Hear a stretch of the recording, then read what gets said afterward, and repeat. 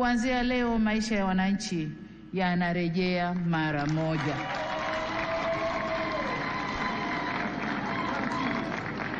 Amesema hapa Rais wa Zambia na Rais wa Burundi.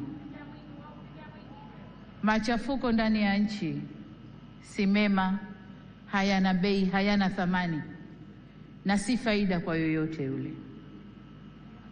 Kwa hiyo ndugu zangu, niwaombe sana tuzingatie umoja, amani na utulivu wa nchi yetu.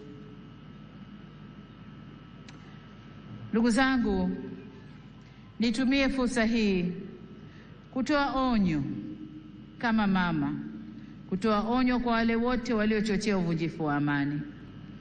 Na nawataka watambue kuwa vurugu na uvunjifu wa amani huishia kupimana nguvu na uwezo wa kujihami, ila mazungumzo huzaa mshikamano.